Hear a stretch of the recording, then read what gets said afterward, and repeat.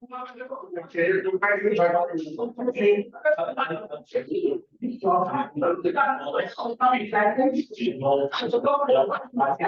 let's start by identifying speakers around.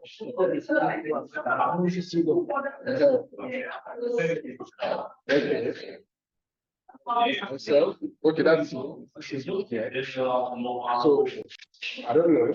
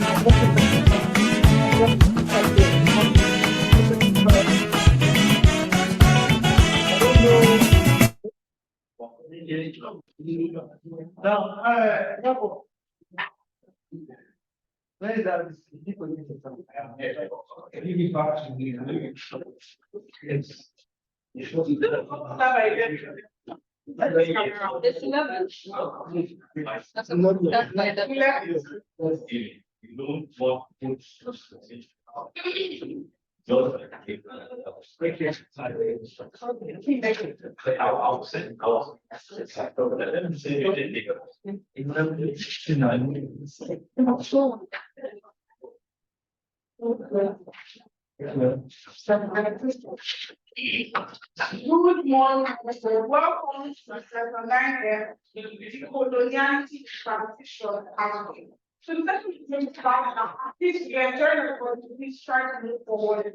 Really say, reduce the volume of your so if it does not distract the session, then you should watch that on mass. The session starts now.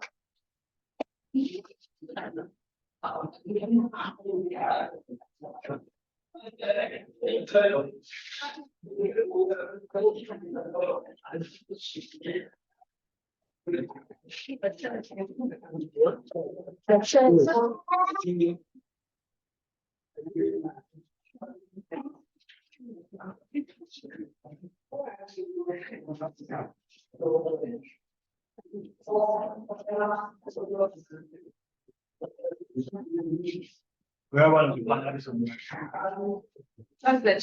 the chair? So can we start? Hello, can you hear us?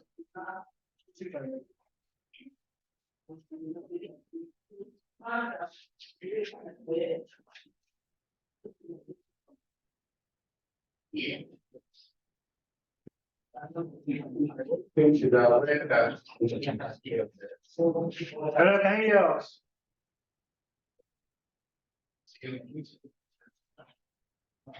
As connected to all your Can you hear us? I don't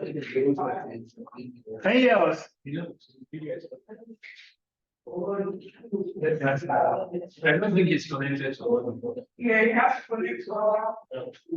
Yes. We're not going to send you. Only in chat.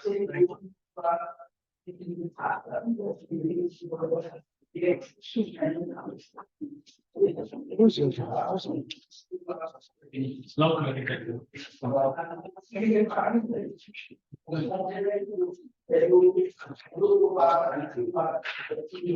Yes, decoloniality, binary, those have become university students.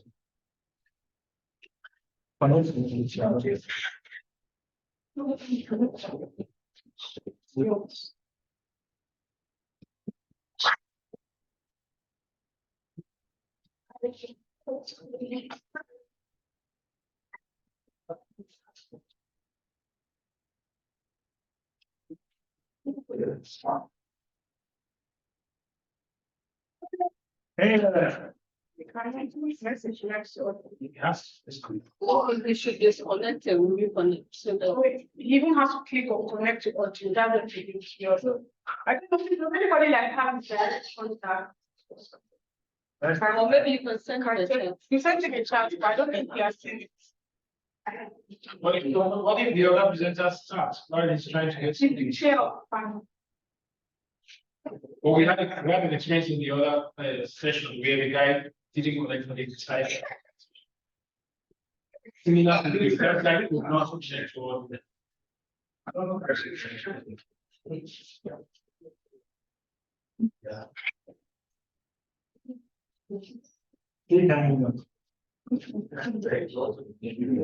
Maybe send him an email.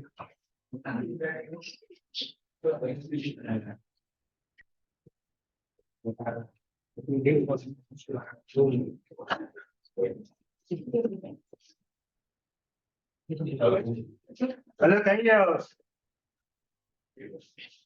You can't, you have to see the email like today. Yeah. Yeah. And he has not sent the message. No, should we write it? Let's, I think we can try something in the mail. No, thank you. No, I think you. The other thing, just like that, street of town. They can see us, even the time of. What was the diverse system? We can start. One try. Yeah, okay, so I think whilst we are waiting for our chair to come, we can start. So after his presentation, it's the recolonization in Africa in the 20th century, a study of continuities and changes in Nigeria, 5, 6 kilo. So you can start first. No, not the chair. You have a resume. Good morning, everyone. Please, I have to take an apology. Yesterday, I was drenched up by rain after the event today. So my other document that I was supposed to showcase, the thing went on like that. But nevertheless, I have it in my memory. Thank you. Now, the topic before me is recolonialization of Africa in the 21st century, a study of continuities and changes in Nigeria. My name is Moses Ibo from Taisula College of Education, Omujebu State, Nigeria. Now, number one thing that we have to know is that there is need for us to conceptualize some concepts so that we can get the bearing. We all agree with me that colonialism, as well as the motives behind colonialism, is well known to every one of us. See that as it is. Okay. There is need for us. Okay. I'm ready now. Can I continue? Yes. I can hear you.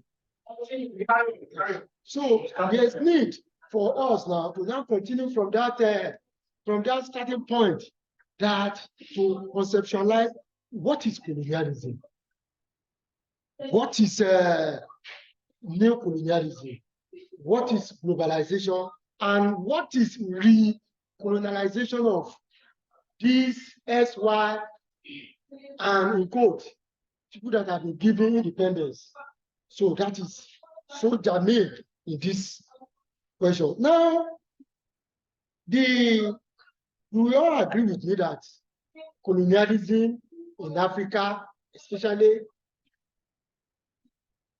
with the combination of internal and external factors, in 1945, gradually it was phased out.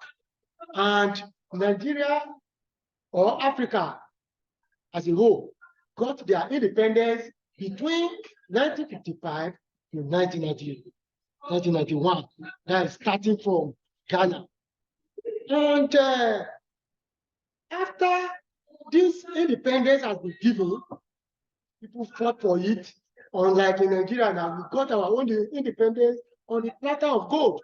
And that is why the country, we have not been very serious with some critical issue in our development, because we got it not on armed struggle, but on the platter of gold, such as constitutional conference and what are diplomatic moves.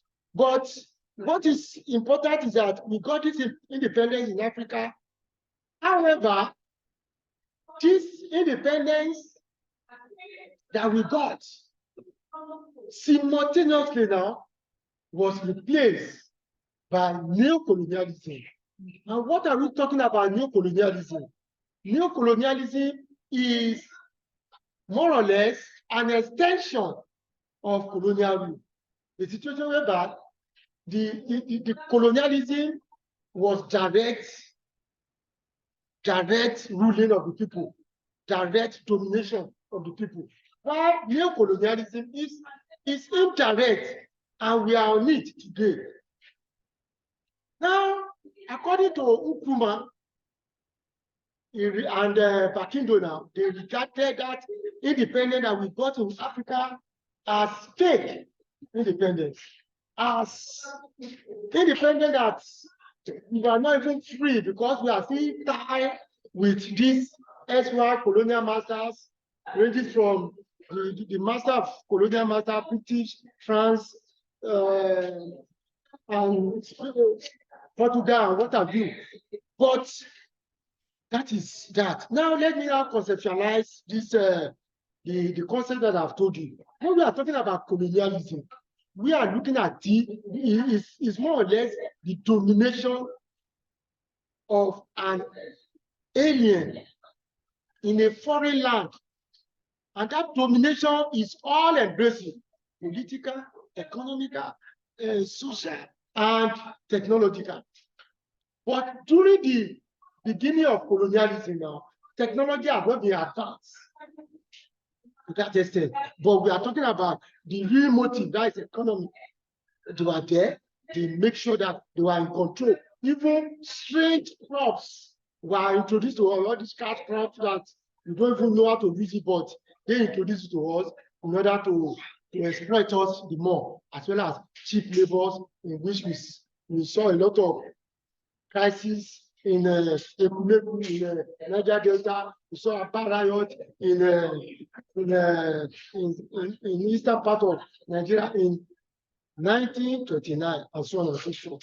Now, that is colonialism. Now, neo-colonialism, as I've said now, immediately that they were being phased out, or we got our independence, so to say, they replaced neo-colonialism. And as I've said now, that neo-colonialism is an extension. They were still, though they are not in our midst, but indirectly now, they have technically introduced that policy in which that domination in all aspects, especially in the economy, can continue. And we are still experiencing it today.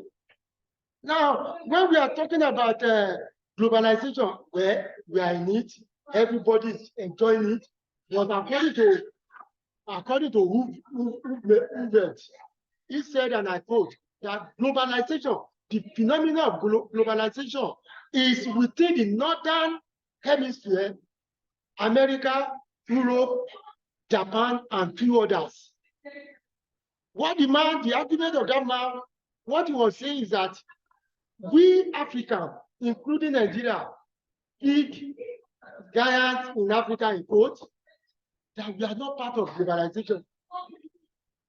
And when we are talking about globalization, we are looking at most especially in two areas, in the area of economy and technology. But that Africa is not part of globalization.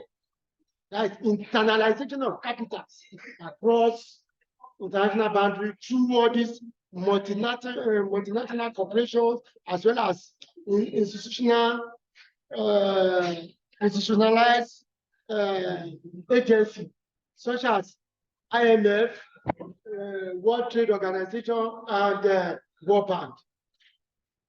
Now, the argument of my paper is that all traces of colonialism should be discarded in Africa. And by looking at this one, James Comer also has even argued then that, and I quote him, that if British want peace, if France wants peace, I command them to pack their bag and baggages and clear out of African soil.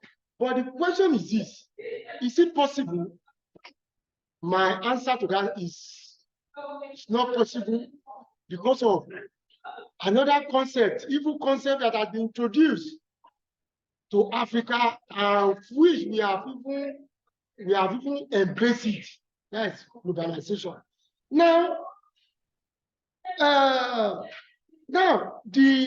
before I will now go on to the continuities of this colonialism, we have seen it in the area of political.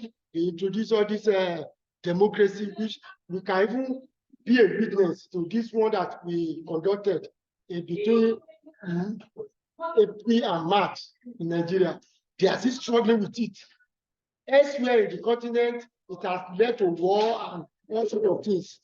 Now, the issue of this transparency, corruptions, and all these things, as well as judiciary, everything is not in line properly. It has not been trickled down to Africa, including Nigeria. So when we are talking about economy also, the same thing also, that multinational corporations, they have taken over in the area of so many of them, multinational corporations, that they are into petroleum. We talk about share, we talk about the conglomerate, we talk about food and drinks, we talk about so on and so. They have taken over to the extent that, according to Daniel Effiong, he regarded those multinational corporations as engine of growth without development.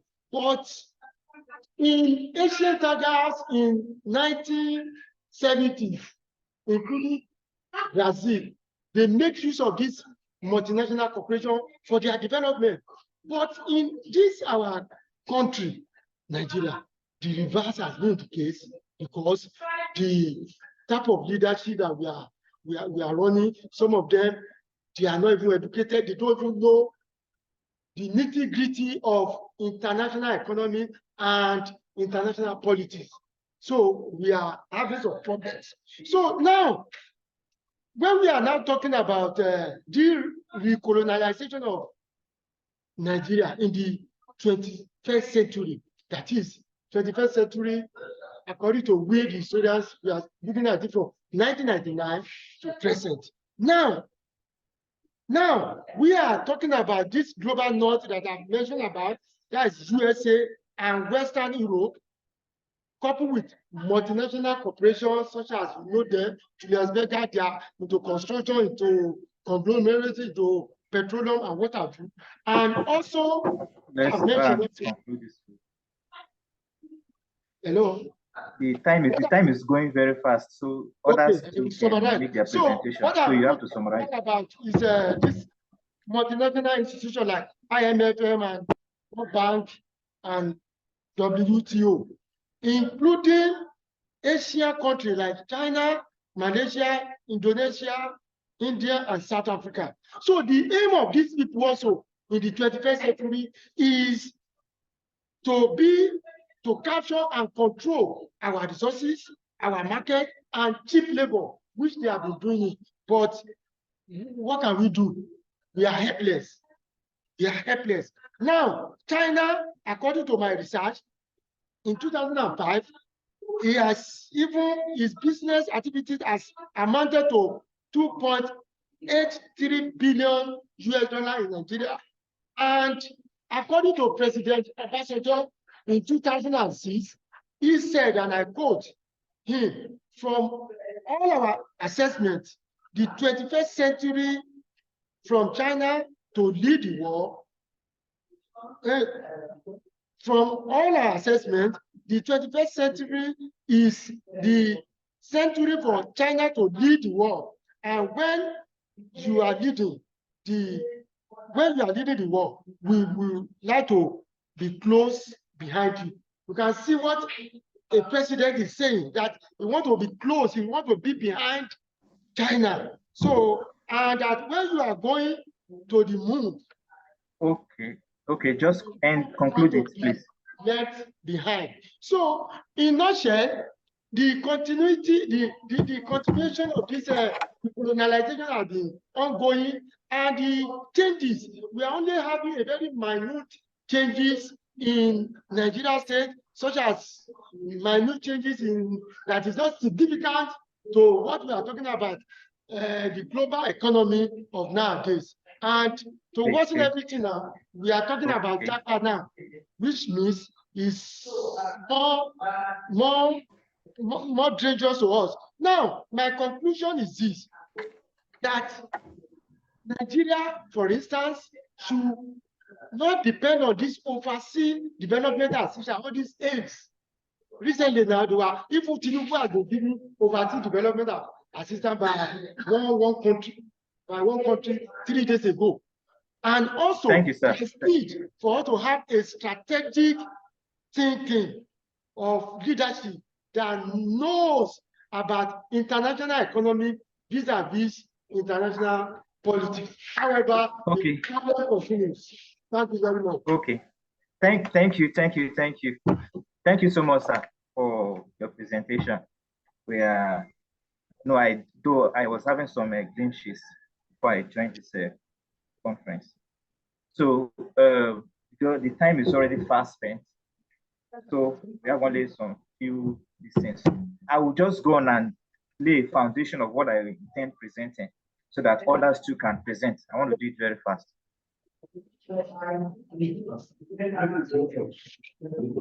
Can you hear me? Yes, I can hear you. Okay. I am meant to present on decolonization flux, an analytical perspective.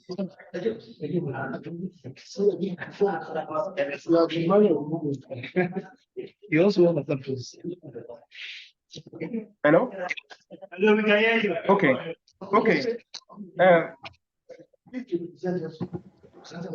Ever since the colonial powers began to remove their flags in Asia and African and Caribbean countries, writers and artists and filmmakers, have addressed the intellectual and cultural consequence of these actions. One thing we must have at the backdrop of our mind is that when we talk about decolonization, before decolonization, it's part of a moving historical trajectory that began in the 15th century as a result of the internal economic dynamics that happens in Europe, where European countries begin to source for markets outside of Europe and to look for. Hello? Go ahead, sir. So as a result of these factors, they engage in colonization. Colonization simply has to do with markets. And in the 60s, the phenomenon of decolonization began to take place. But I'll bet this concept of decolonization only manifested in the realm of politics, and other areas were neglected.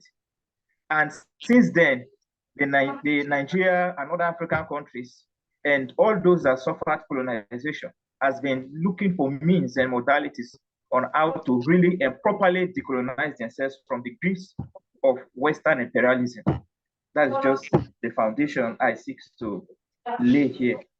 However, the field of decolonization is a vast one, and I want to streamline my analysis on the aspect of economics.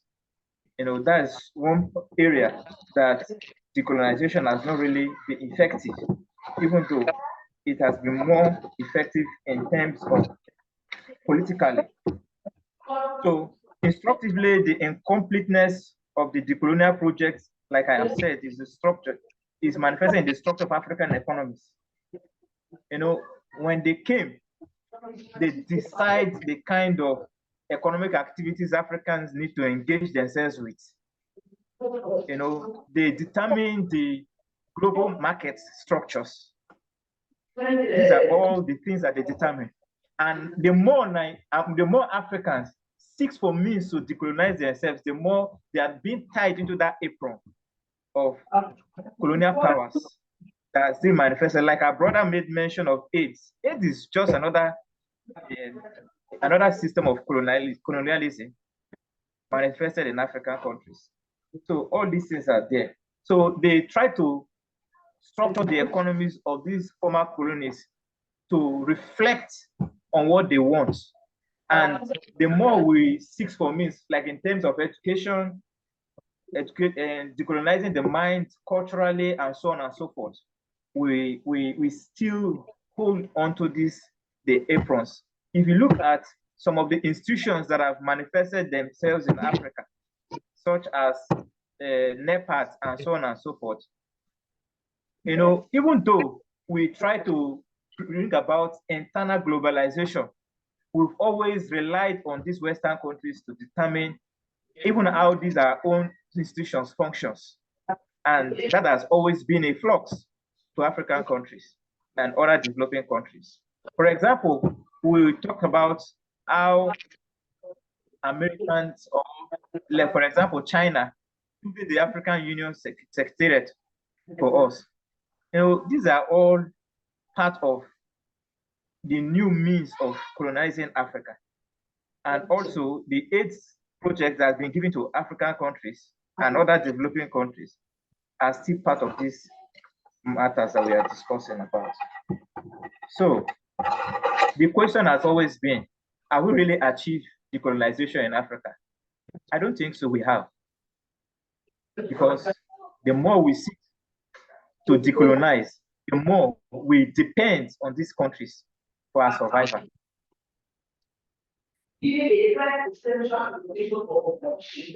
So, without saying much ado, and I believe that others too will be making presentations. I cannot really cover everything that I have put in this work, but there are other ways in which decolonization can be demonstrated also in Africa, which has been incomplete. These people are focused on the economy as an example, and the discussion has also presented a number of ways in which colonial logic and design continue to influence our thoughts and practice in colonized areas.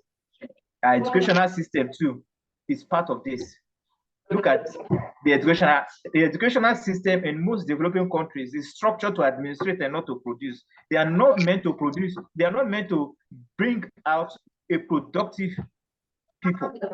Rather, it's only meant to bring about people that will always rely or just producers of raw materials, because we don't have the necessary skill and the tools to engage the outside world in terms of innovation and so on and so forth. So the economy, our educational system need to be revisited if Africa truly, or developing countries truly want to decolonize. That is the main thrust of my paper. And so far, so good. In our effort to decolonize, we have not been able to achieve this task. And it's something that we must revisit if we truly want to decolonize. Thank you so very much.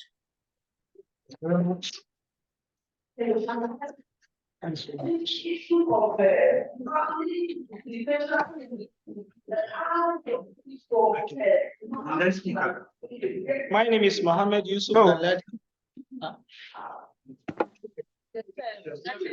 Okay, sorry. Yes, I am the chair, sir. Okay. You are the chair. Oh, yeah, so the first person that did the presentation, I don't even know his name. We are on the third page. Moses Law. Okay, Moses Law. Okay, thank you so very much. So the next person on the list here will have to be Jubrim Imam Mohammed. Exactly, sir. Thank you, sir. My name is Mohammed Yusuf Danladi from the Department of Arabic and Islamic Studies, Prince Abubakar Aldo University. I'll be presenting this paper titled Redecolonizing the non-colonized towards the construction of the Afro-postmodernist thought, on behalf of Dr. Mohammed Jibril Imam. Please permit me, I'll just have to scan through the paper because I was just beacon upon yesterday afternoon that should present him at this conference. So I had to leave from Kogi straight down. So I've been able to scheme and scam. So that's what I'll present. But a very big thanks to my colleagues in person of Moses Ilo and the chairman himself who has presented. Actually, virtually what I have in my paper had been discussed by them. Because we're talking about colonization or decolonization, the concept remains the same thing. There is not how you discuss about colonization or redecolonization that you know have the same tips, but from the perspective you're looking from. But I'll be looking from the perspective of the theater art, which are the thespians, the theater art, which are the playwrights. So what do we really mean by redecolonizing the non-colonized? It's agreeable by everybody that Nigeria as a nation, that we're told that we attained our independence in 1960, but we'll discover that since 1960, virtually all we've been doing in our endeavors, in everything we've been participating, we still believe this imperialists, I don't want to use the word colonial masters, this imperialists, the white men, they still have, they have dominance. They dominate virtually everything we're doing. So on this aspect, in terms of their mentality, we're using 3 yardsticks from this area in terms of capitalism, in area of education, and production that has to do with science and technology. We'll discover that in this area, talking about capital, the white men haven't said we've been colonized by them or we've gotten our independence. We'll discover that we'll still have these traces of neo-colonization. That is the system of taking us as a slave, enslaving us, like we've just said, like my Dr. Moses Ilo and the chair just said in their paper too. That systematically, we're still being colonized systematically. Because if we are to look into the system of our education we have in Nigeria, we'll discover that we only taught the theoretical aspect of education. We're talking about the real practical, exercising them, carrying it out in a befitting manner. We have to run back to the white men, of which this Afro-post-modernists, the scholars who are taught in their intellectual ability that said that we said we have this independence, we've been liberated from the white men, why still running back to them? These are the opinion and the thought of the Afro-post-modernist people. They said, okay, they now fell back in the area of education, of which they thought find out what were being given to us was just theory. We'll go to class, we'll blabble, we'll talk, and then we'll leave. But coming to practical, we'll fail. That is the education given to us by the white people. Number 2, in the area of capital, in Nigeria, if you have to make money, Nigeria as a nation, for us to maintain our nation, to maintain our country perfectly, it's a value mandatory. The road to that capital, to that fund, is the most you run back to IMFM or you run back to World Bank. This perspective is still systematically, we'll discover that it's part of neo-colonization. And on this area of technology, like I said, in Nigeria, how many cars do we manufacture? Even the one who have the boss who have initially, or the Pojo, systematically it died down. If not Germany, it will be China. If not China, it will be America. All these, they are just system of colonization. So it's a very mandatory to talk. We should be thoughtful that in our own way we should decolonize and call ourselves back or into sense as the first presenters have discussed. And then finally, we got to discover that there are some companies we have in Nigeria that you like undertone, you feel the white men there. Like number 1, the Nigeria Unilever Brothers in Oregon, the Nigerian Bureau. All this is still owned by the white man. Actually, you may have the CEO, the MDs as Nigeria, but undertone, it's the white man that still controls that. So virtually, from the perspective of the theater art, the study recommends that the playwriters who are scholars among the theater art, they should create an avenue and introduce a syndrome whereby maybe they'll sensitize people, maybe through drama or in their playwright or drama, to sensitize people how the white men came and colonized Nigeria and colonized Nigeria, and the havoc they've even caused on our part, and the reason why we must decolonize should be taught through theater art, especially the thespians. It should be taught by them, and to get people enlightened, in respect of this decolonization. Thanks very much, and these are just the the tips of the iceberg in the paper, just as my first presenter and Shaman himself had really assisted in the area to avoid reputation. Thanks very much, and thanks for listening. Okay, thank you, sir Abubakar. God bless you. So the next on our list is Eugenia Anderson from Kwame Nkrumah University of Science and Technology. Please, you have the floor, ma'am. Okay, thank you. Okay, after when we are done with the discussion, after when everybody have made the presentation, we'll now go into discussion. So whatever question any person have, you just keep it until after the presentation. Thank you so much, Eugenia. You have the floor, Eugenia. Okay, good morning to everyone. And it's wonderful to have you on our panel. I'm looking at the West African University Students Anti-Colonial Discourse and Praxis, and doing a comparative study between Ghana and Nigeria. The paper is still under construction, so I would appreciate as much constructive criticism as possible so that I'll be able to shape it well. This is a continuation from my PhD research, which was on student activism in Ghana. The phenomena of student activism is very important in African history, as well as our strive for democracy. The reason being that after independence, most of African countries fell back in terms of adopting either military rule or one-party state. And you would also come to the realization that in most African states, opposition parties were relatively absent, and public opinion was trifling. So students played a very phenomenal role in ensuring that governments were kept on their toes. So what I do in this paper is to try to use a decolonial lens to look at how students sought to keep governments on their toes and also ensure that what all the other presenters have talked about in terms of neo-colonialism and keeping the imperial powers out. Okay, so the anti-imperialist worldview was mostly directly manifested in solidarity with national liberation struggle in post-colonial world.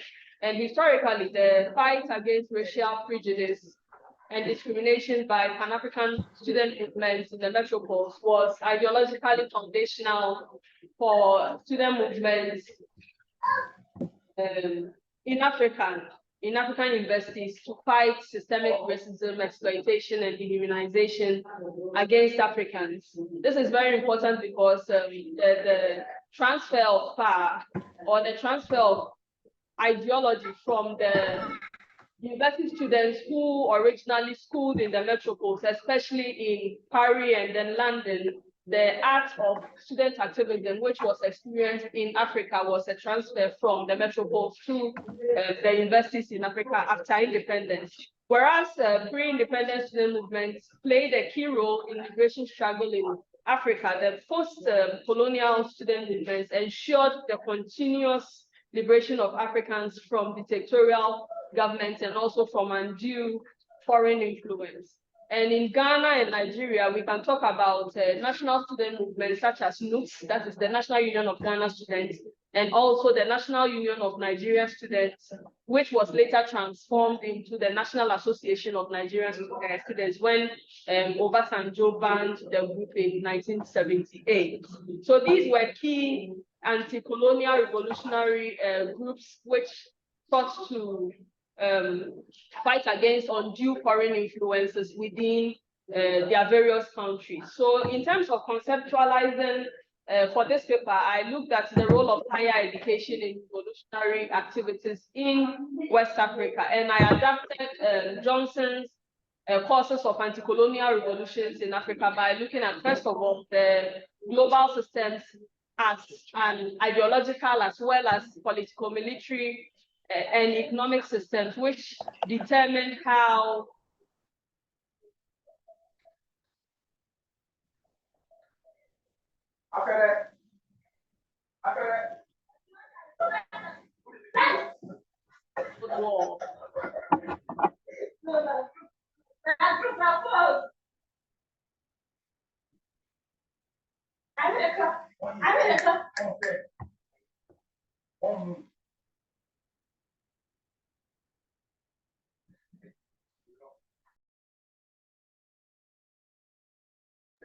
Okay, so after 1945, the world was ideologically divided into two between the West and the East.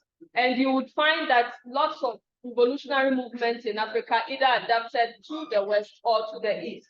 But most of the student movements after independence, that is after 1960, mainly tilted towards the East and adapted different forms of Marxist and then Leninist ideologies in their approach. So basically what I do in the paper is to look at ways in which higher education enhances students' decolonial approach or revolutionary approach. And then I've mentioned some of the activism from the metropoles, and you can talk about groups such as the National Congress of British West Africa, the African Students Association, the West African Students Union, the West African Youth League. These were very key ideological and revolutionary groups in the metropoles. And one thing that makes them very key is the fact that they were responsible for raising revolutionary leaders who came back to Africa to help in the fight for independence. And in Ghana and Nigeria, we can mention Kwame Nkrumah as well as Nnamdi Azikiwe. Basically, after independence, we can also talk about key features within higher education which influence the revolutionary activities of students, such as the cultural status of education, the small number of people who attended the universities at that time, and then how they shared some form of identity with the political leadership at the time, as well as the nature of campus life. All of these were very key when it comes to the posture which students eventually adapted. Because of time, I won't be able to go through everything, and I'm sure maybe in our discussion we can look further at it. So what I do then is to look at key revolutionary moments, both in Ghana and Nigeria, which can be considered as decolonial in approach by students. We can talk about, first of all, the attempt by the Nigerian state to do what is known as the Nigerianization, which is an attempt to Africanize both the civil service as well as the universities to ensure that the key senior positions which were initially occupied by the British officials would now be taken over by Nigerians, and also in the universities to ensure that the curriculum will be decolonized in such a way that it will feature Africa more. And also the staff within the universities will also be decolonized. So that was the first initial step, which was taken by the Nigerian government, the federal government, to ensure that the Nigerian state would be decolonized. And as a result of this effort, in February 1960, there was a secret bilateral defense agreement between the Nigerian state and the British, in which it was agreed that the agreement was signed in 1958, actually, but it came to light in 1960. And you would have different social groups within Nigeria actively opposing this bilateral agreement. And the reason for opposition was because this agreement gave the British an opportunity to establish a military base in Nigeria. So students as well as other social groups actively went on the streets to demonstrate against this agreement. And then eventually, in 1952, the agreement was cancelled. We can also talk about Harold Macmillan's visit to the University of Ibadan in January 1960. It was also actively opposed by students because it was believed that he was an imperialist who was not advocating for the interests of Nigeria. We can also talk about the 1970s, where a decision by Murtala Mohammed's government to openly defy the US diplomatic pressure on Angola and to also nationalize the British petroleum over sanctions based in Rhodesia. You would find that this enhanced an anti-imperialist mood in Nigeria in the 1970s, and the students actively demonstrated against any attempts to defy the freedom which Nigeria had earned. And also the 1980s, the structural adjustment programs which were instituted to introduce academic user fees, and students advocated that introduction of academic user fee was also a form of social injustice, which would not enable the poor, for instance, to be able to afford university education, because before this time, university education was free. But the introduction of the academic user fee, both in Ghana and Nigeria, as well as a host of other African countries, where you would have the World Bank and then the IMF trying to restructure the financing of education. And now the focus was supposed to be on primary education and less on higher education. And in Ghana too, we can talk about the 1965 Rhodesian crisis, where university students actively opposed and went on demonstrations. So for instance, students declared that they declare demonstration to the leaders of Africa and the colored race as a whole, that the problem of Africa can only be solved by Africans and Africans alone. And in the University of Science and Technology, which is now the Kwame Nkrumah University of Science and Technology, when 6 visiting UK parliamentarians came to campus to have dinner with, together with the regional commissioner, students went on demonstration as a way of airing their grievances and letting them know that they were not in favor with the British decision made in connection with Rhodesia. We can also talk about series of anti-apartheid demonstrations which broke out in the 70s as a way of supporting the revolutionary movements which were in South Africa at the time.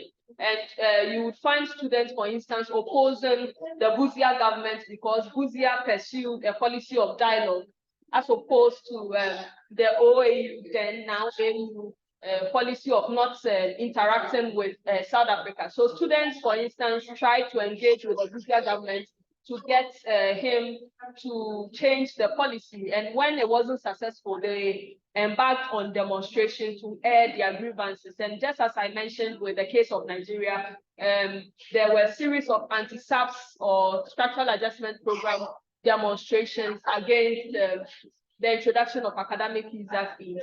We can also talk about an international anti-imperialism which occurred in lots of African countries, especially by the university students. And by this, one which I would like to emphasize for the sake of time is the introduction of socialist and Marxist clubs within the universities, where these students met to discuss Marxist books as well as ideologies and sought to find a way of getting the governments to engage in these policies as a way of changing and adapting to an anti-colonial or anti-imperialist system of government. And to conclude, I state that decolonization from student perspective did not really introduce a mountain of changes. What it did was that it initiated conversations within or with the political elite, because as I mentioned earlier, students were quite close with the political elite. Most often, students after completing universities were the ones who were eventually adapted or recruited into politics. So because of their closeness, they sought to initiate change. And because of the power which students had at the time, their voices were quite crucial to national change and development. Yeah, thank you. Thank you so much. Thank you. Thank you, Eugenia, for that very, very important presentation you just made now. We have more 2 things to say after these presentations here. So the other person on the list is Onyenkule Adegboyega. We're talking about decolonizing binary numeral patterns through a per-manner definition system from the National Open University. So at the top, not at the top. The one at the top. Yes. All right, you can. Okay.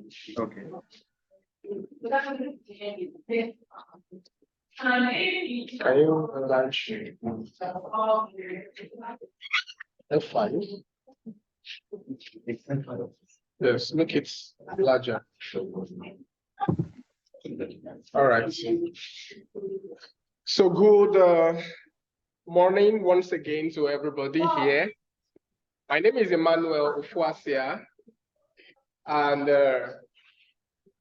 I and myself, Oyekunle Oluwayemi Adegboyega, will be talking about decolonizing binary numerical pattern through IFA and Bamana divination systems.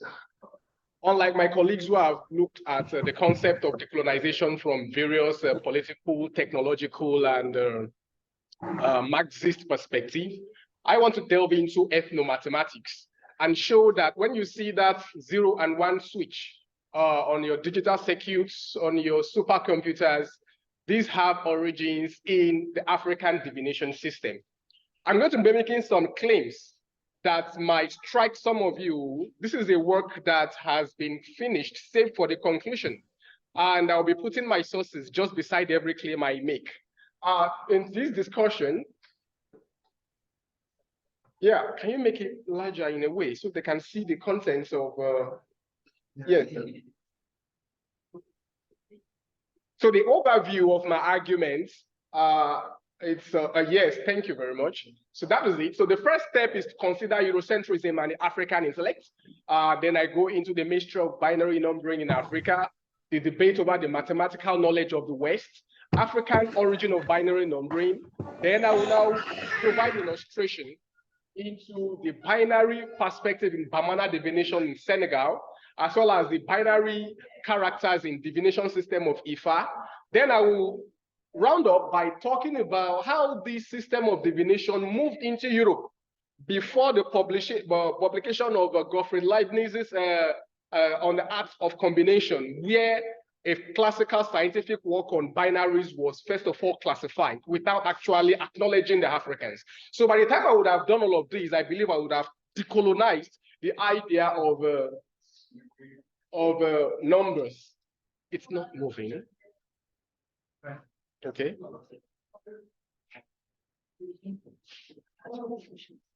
All right. So when we're looking at the idea of Eurocentrism and the African intellect, these are some of the derogatory phrases and propositions that have greeted Africans. This is Lucille Bro saying that Africans are primitive, barbaric, irrational, uncivilized, and all the likes. And then when you take a look at Hegel, a very highly respected German scholar, Hegel says that the African is an animal in all its savagery and lawlessness. Now, Charles Darwin also believes that Africans are savages with low morality, insufficient powers of reason, and weak power of self-command. Now, when you take a picture and look at these utterances, definitely something tangible, something rational, logical cannot emanate from this kind of people it is given. Now, next slide, please. In spite of this realization, there has been the understanding that the African ways of percepting numbering is unique in a way. For instance, Albert McGee was once a lecturer of physics in the Ahmadu Bello University of Nigeria. He says that I do not believe that it's a coincidence that the IFA system is characterized by even numbers. And in the meantime, we can only speculate that the originators of the system may have been using a more refined or different mathematics that we do not know today. Ron Eglash, he is an American computer scientist who studied indigenous fractals in Africa. He also came to a similar conclusion that McGee arrived at concerning the African ways of dealing with numbers. Oluwole, the late Professor Oluwole, who also did extensive research on IFA and the numbering system, also established the fact that IFA is a computerized system that relies solely on binary coding system, which contains all the 9 features of artificial intelligence. Now, there is also the research of Olalonge, who gave an inaugural in Ibadan University as far back as 1983, where he established how the signatures of the different odus in IFA actually speak to some form of semblances in binary coding and computer working operations. Okay, I'm sorry, I'm moving back then. All right, now, you have considered some skepticism concerning the ways that Africans think of numbers. I want to also let you understand that when you consider the work of C.K. Raju in 2017, I have the work here with me. He says there is no evidence for Euclid or Pythagoras. So all the Euclidean geometry and Pythagoras theorem that you are hearing from the West, we don't even have the evidence that these people actually existed. That work, I have it with me. He said also that fractions were known to Europeans until 1572, whereas it has been in ancient Egypt as far as 3700 BC. Now we need to decolonize fractions. Are fractions actually foreign to Africans? Take a look at the work of Bangura as well. It says that algebraic mathematical series, simple equations, the law of force and rule of force position and everything were actually not new to Africans. This thing has been there. These things were just carted away. And I'm going to give an instance of just this binary coding system, how it was carted away into Europe and given to Leibniz as the originator.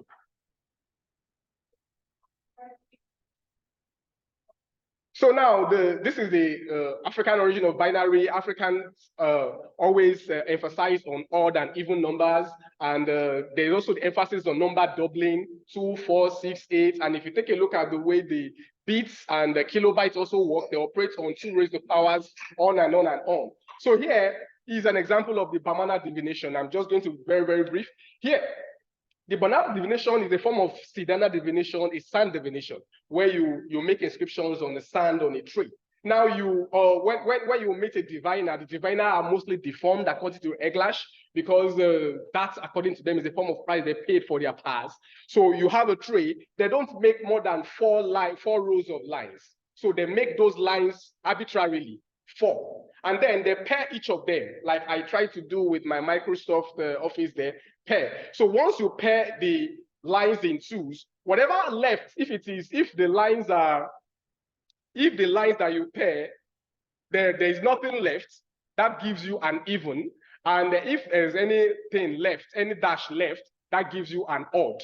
Then that gives, when you bring all of this together, it brings you to a kind of a signature. Here we have a 0110. I wouldn't want to go into what that means in Bamana divination for the sake of time. The same also applies to the Ifa divination system.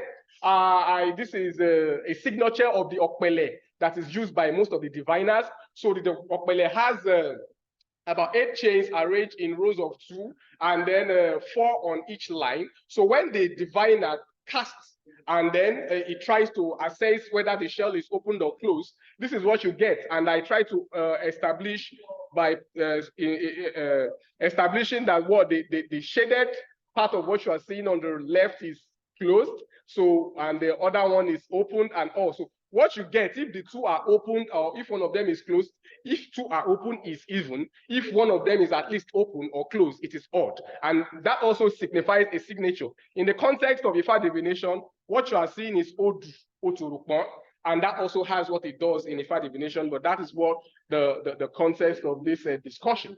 Now that I've been able to discuss how these people use numbers in their divination system, I rely extensively on the work of Ron Eglash, where he says that this form of divination was actually a kind of geomancy. Like I said, geomancy, Sidina, sand divination, they are almost similar on the same level. So this thing got so widespread to the extent that it became something that married with a trade with Northern Africans. And it was in North Africa that Hugo of Santala took it into Europe. And then when it got into Europe, the alchemist Raymond Lull actually embraced this kind of mathematics in his alchemy. It was actually Raymond Lull's work that Leibniz studied extensively before the publication of his Dissertatio de Arte Combinatoria, or popularly called Dissertation on the Art of Combinations, where the first work on numbering in base 2 system or binary was actually published and came out for the first time. Now that I've been able to say all of this, I want to now round up by talking about some considerations, reflections for the decolonial scholar. Now I've established that Africans in the past are not as primitive as we were once told to be. Maybe we have not just studied them enough as Africans. Ancient artifacts we know are sitting in more African museums here and there, and then they say that we are so backward that we cannot even make a single invention. Now we also say the ancient Africans by the law of transitivity. The law of transitivity in logic states that if A has a relation to B and B has a relation to C, then A has a relation to C. Now, if ancient Africans were the first progenitors, originators of the PIS2 system, and this thing actually moved to Europe, which also translates into computer systems and everything, then it follows by that law of transitivity that Asian Africans are actually responsible for that. That is debatable. Now, the contemporary Africans have also desisted because we are not going to blame the West alone. The contemporary Africans has desisted. We have not studied our African fractals, African indigenous social archives, because we have branded it as diabolic, esoteric. Nobody wants to go to the shrine. Nobody wants to encounter these people one-on-one to extract this knowledge and decolonize. So I conclude by saying that the battle for decolonization is within and not without. I thank you for your time and your attention.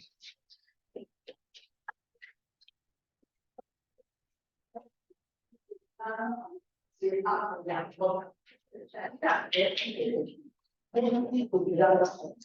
the I think we have come to the end of everyone has presented, right? yes. Yes. Everyone has presented. So okay, so what we need to do is to give like 20 minutes time to discuss one or two of these papers presented. First of all, my presentation was on decolonization in flux and analytical perspective. The question has been that as Africans really decolonize, or what is the problem with decolonization? Has it been a flux? You know, let's just discuss it, because you know many attempts have been made to decolonize, but each time we are hitting the iceberg like the Titanic iceberg. So we also look at that when we're going to discuss that. Then also we are Moses presented something of recolonizing of Africa, and I made a point here, and he made something like the recolonization of Africa is now in two ways, not just from the West, also from China, an emerging economy. And he made mention that the 21st century will be dominated by China. This is one debate that has been ongoing, especially in some forums. I remember very well participating in a conference where Henry Kissinger, you know, was asked to deal on that due to his diplomatic initiative in that light. Does the 21st century, does it really belong to China with regards to decolonization in Africa also? Then the other person, that is Jubril Ma, you know, made mention of his topic was on decolonizing the neo-colonialist towards reconstructing Afro postmodernist thoughts. So I wrote something of decolonial manifested itself in more. Okay, I also he made mention of this in terms of theater and decolonization, as African theater really carried out initiatives to decolonize in this present times and space. Then also, Sister Virginia talks about the West African university students and decolonization, discourses and practice, which is very interesting. We need to talk about all of that. Then lastly, decolonizing binary numeral through Ifa and Panama definition. Like what our brother mentioned, that most Africans have not really taken the initiatives to go into these shrines and do investigation on how we can also, through their efforts, you know, build on our scientific innovation that has been left behind since the 15th century or before that time. So the floor is open for your contributions. Probably, Eugenia, can you just say something, Eugenia? Let's start from you. No, we are supposed to allow them to ask questions. Okay. The audience. Okay, is there any? Okay, the audience. Okay, sorry. The audience ask question. Okay, thank you. Wonderful presentations all. My first comment will be on the last presenter. I want to ask to what extent he has considered in his paper the fact that in spite of the limitations of communication and transportation centuries back, ideas still found ways of traveling. So if we have a correlation between what was happening in Yoruba land and Senegal, could there have been a way in which these ideas traveled to the point that it got to Europe? And the second question will be, so what practical lesson are we to take from this? What happens going forward, and how does this, help our developmental agenda? And then to the presenter before him, I will just try to make a comment in terms of trying to dig a little bit into how the state structure itself consciously sucks student leaders, so to speak, who are supposed to be revolutionary in their ideas, into the establishment. So it is not that these things happen by chance, that people who lead student movements end up in the government. You find a situation in which the establishment itself tries to take over organizations that are considered to be revolutionary, not just even the student movement, but even labor unions. And you can see so many practical examples if you look at Nigerian history over the last 20 years. That's all I want to say. Thank you. Okay, thank you. Thank you.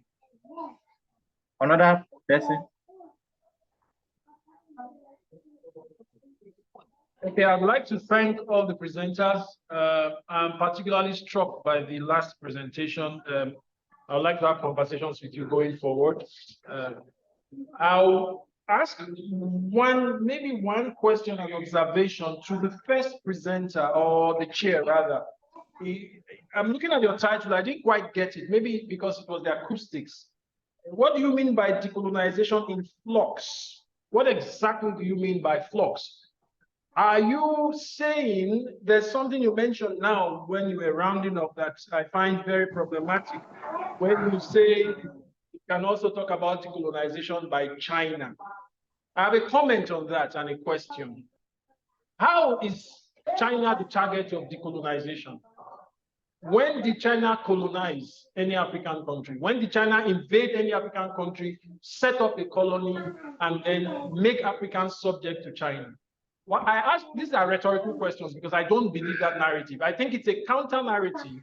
It's being pushed by those in the West who are targets of decolonization to say everybody is a colonizer. Hegemony is an issue. Economic hegemony and economic dominance is an issue. But it should never be conflated with colonization. Colonization was a specific racialized and specific historical context in which nations from Europe moved from Europe, invaded African countries, set up posts in Africa for hundreds of years. Let us not muddy the waters by beginning to say that China is a colonial power. The next thing we say that men are colonial powers, we say the Nigerian government is a colonial power. If we are serious about decolonization, let us face the effects that that specific ongoing historical and political action has on Africans. Thank you. Any other question, please? Any other person? Yes, thank you for very quite brilliant presentations. And I think the last speaker actually, takes the bite from, my own intervention. But, what should be the end game of decolonization? When we say decolonization, what does the end game look like? And I'm asking this question to all the panelists, because if we don't have a clear understanding of even from the presentations, if we don't have a clear understanding of what to decolonize means, then already we have a problem within ourselves. Then the second question is this, and to my, he left, the gentleman that presented the paper on, theater art and things like that. Okay. My sister, Eugene, my PhD is on Ghana. And I, listen to conversation about what Nollywood is doing to Gallywood or, Pumawood.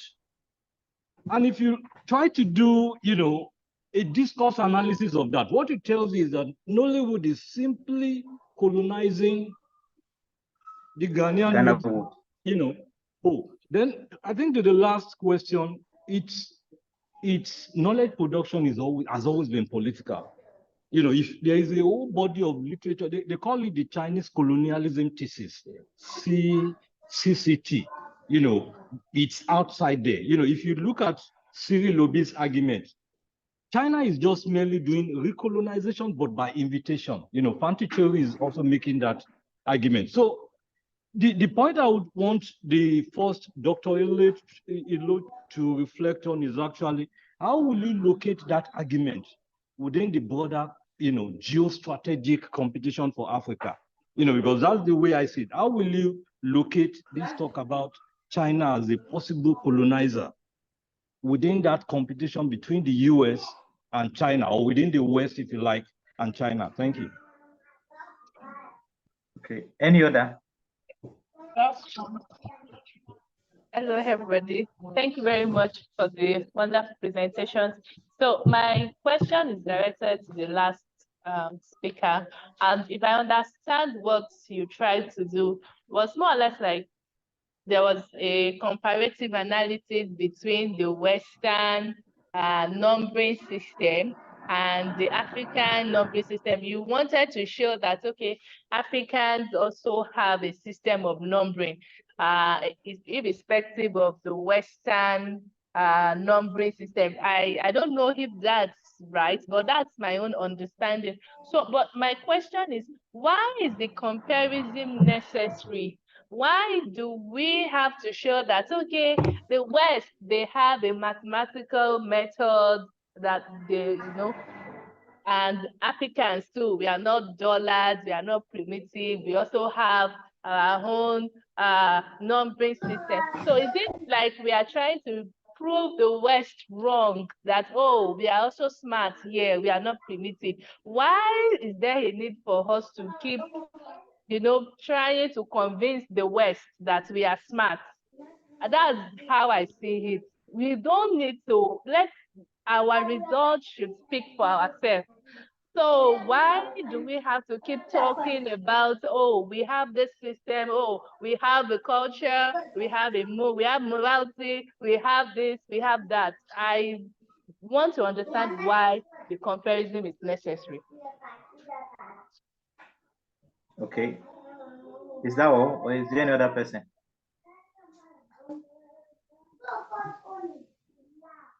Is there any other person? Okay, if there is no other person, first of all, let me quickly respond to my own question that said that why decolonization in flux. It's just simple.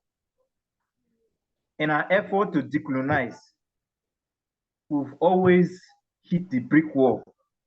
If you look at it in the area of economics, you have to look at it in the area of education. We have always hit the brick wall, because most times when we have a framework or a structure to decolonize, we always go to these Western institutions for like aids or to help us. So there is no way they can help you when you are trying to, you know, move yourself from their apron. So that is the reason for the decolonization in flux. So until we begin to look inward and stop relying on the knowledge or the technical know-how of these Western institutions, we will continue to experience flux in our efforts to decolonize. I just hope that I've answered your question on that. So I hand it over to my other colleagues. You can respond to the question. Maybe Eugenia, you can start we start with Eugenia. There was a question on how state structures sought to more or less like recruit student leaders for the establishment. Yes, there was an active attempt by the state. I mentioned that the status of students as the natural inherits the political office once they are out of school is one thing which always drew them close to the political elite. So you will find that, for instance, in Ghana, you find that even in the era when Ghana was under military rule, there were attempts by these governments to try and at least court the leadership, try and get these leaders to their side so that they will be able to influence the decisions made by these students. Because as I said, during that time, because there were no active political parties, students functioned as opposition parties to the existing government. So there was always the constant attempt, and even after Ghana has entered into the Fourth Republic, where there are political parties, what these political parties have now done is to establish student party wings on campuses. So you have the major political parties having student campus party wings, and these party wings influence student elections. Sometimes they fund candidates which they believe they can control or that are favorable to them.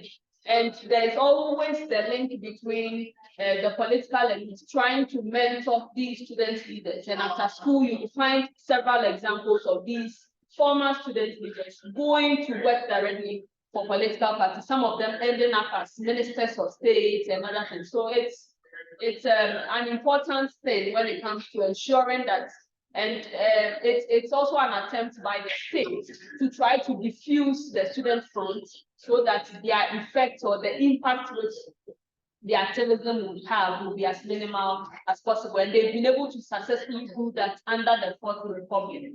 And also the question on what is the end game of decolonization. I believe that the need for decolonization essentially is to ensure complete freedom when it comes to Africa in all aspects of our lives. We have all indicated that yes, African states were independent nominally. We gained nominal independence. But beyond the nominal independence, there has always been diverse attempts by diverse countries to try and control Africa, politically, economically, all aspects of Africa. So the end game of decolonization is to ensure that Africans take decisions for Africa by ourselves without any form of external influence. So that ties in with the comment made by, I think the second asked the question. The question wasn't direct to me as to whether or not we can consider China as colonizing Africa.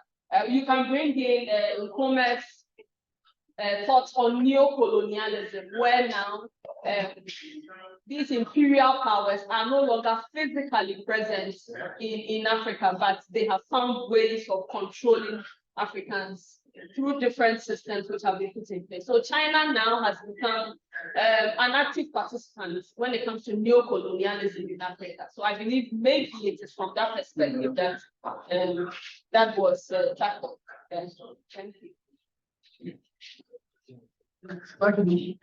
Now, just to recap before I answer the question, it is unfortunate for African people, most especially Nigeria, that is focused in Africa, that colonialism, the extension of colonialism is seen in us. Even we that we are talking here, we are more or less theorists. Like myself, my very self also, I'm facing all these phases of neo-colonialism in my family, even in my own immediate family. But how can we achieve it? Now, coming to the question that you have raised, and thank you, my sister, for putting a light into it. Now, what is the essence of capitalism? And this sister now, you raised the question that is 1945, where we have the Cold War, and the whole world was bipolarity. That's capitalism being preached by the Western, that is America, and communism being preached by Soviet. But at the end of the day, in 1991, capitalism won, and everybody we are pursuing capitalism. And the aim of Europeans, especially British, coming to Africa was on economy. And I want to establish the fact today, in line with this the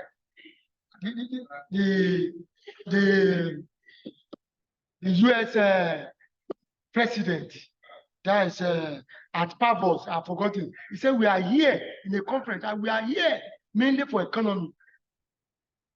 Economy is major determinant nowadays that is influencing and it's influencing people. So what am I saying is that in all these phases of neocolonialism as well as globalization, economic is a major factor. Now, coming to Africa, China now.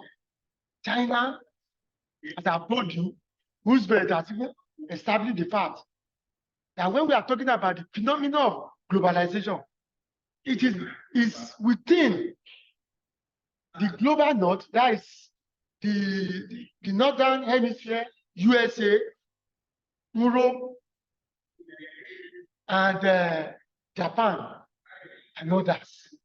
Africa, we are not part of it. We are just looking. Now, this issue of wealth, capitalism, continuous accumulation.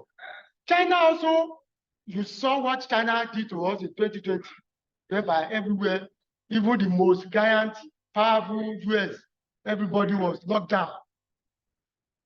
But thank God for we in Africa that we survived it because probably we are rugged. So what are we now talking is that the capital tendency is in everybody nowadays. Accumulation, continuous accumulation. If you have this one now, you have to have more. So China also has even taken it upon herself to expand, to influence Africa because of our poverty level, so to say.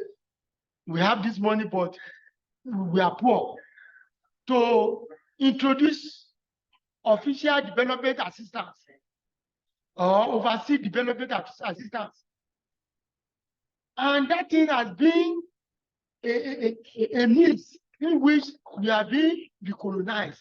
Tinubu, that just entered, was it not last month, has taken loan 3 days ago.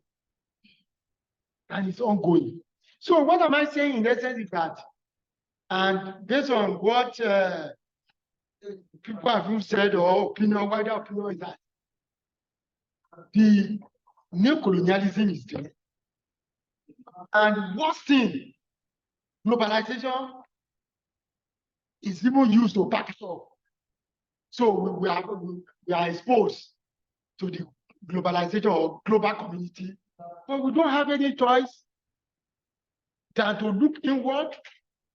And based on what some of my panelists have said, that how to solve this problem is within we Africa, because people that are controlling us, giving us money, directing us, and so on and so forth, we want that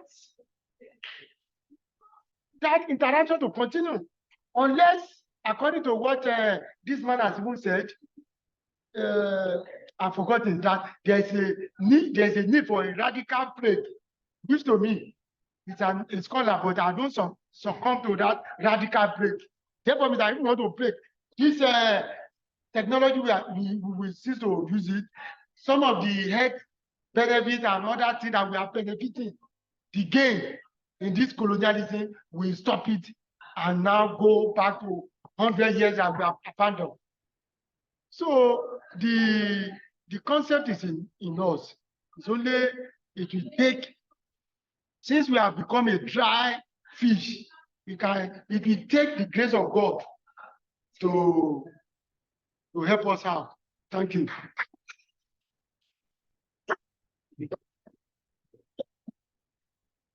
Thank you very much. I have some interesting questions, suggestions that I think I will take home. As I said before I commenced, the work has been concluded, save for the conclusion. One of the feedback I got has to do with the extent to which the work, the fact that binary numbering can be traced back to Europe can be established. I thought I did that by showing how Hugo of Santala took it from North Africa into Europe, and then taken over by Raymond Lull, And Raymond Lull's work was also closely monitored by that of Leibniz. And that's that. The feedback question also considers what the practical lessons on development that this has. Yes, and this is where I see a suggestion here for further research. Because as I'm sitting here, I can tell you that there is computerized IFA divination.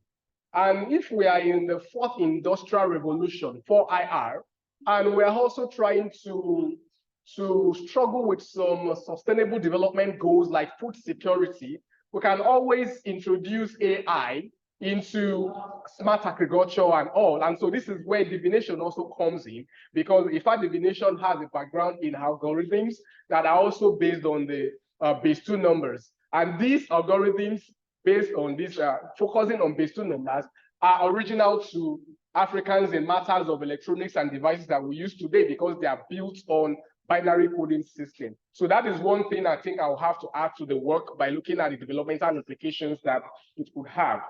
There was another question about the end game for decolonization and what does it mean?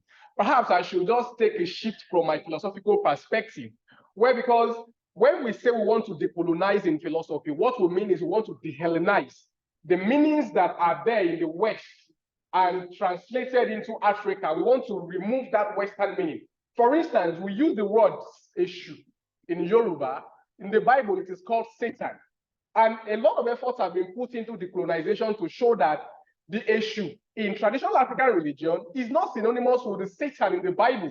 Satan in the Bible is against Yahweh or Jehovah or Allah. He is trying to seduce people to go to hell and all. Whereas in African traditional religion, Eshu is a very close companion to Olodumare. Eshu is one person that is a primordial divinity that you do not joke with. Eshu is not luring people into sin. He's a strict disciplinarian. But this error came in as a result of the fact that Samuel Ajayi Crowther was moving the English Satan into his Yoruba Bible, and this is where the confusion came in. If you go to any Pentecostal church today or any church that is translating, you will hear the translator of the pastor or the clergy saying that Eshu is Satan. And so the point is, to what extent have we actually been able to do that? We have done that in theory, but does a layman on the street know about this? I think that answer is no. So I think from the perspective of philosophy, we have done so much in that area of decolonization. The last feedback from a colleague back talked about the fact that my idea was on comparative analysis. No, I think that's a kind of a straw man, because I am not doing any comparative analysis here. I am trying to counter that I discover you, therefore you exist mentality in the West. People were in Europe. People were in America before these sailors went there, but when they got there, they say, yes, we've discovered America. Of course, they discovered River Niger. Of course, they discovered River Benue because nobody was there. So, of course, they have also discovered binary coding system. And what I am saying is that the mathematical knowledge of these people is inferior to that of ancient Africans. So I'm not making any comparative analysis. I am saying that they have stolen binary coding system without acknowledging ancient Africans.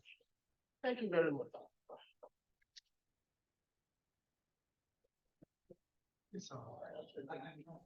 Thank you very much. I just wanted to just interject on something here with regards to the colonization, decolonization with regards to China.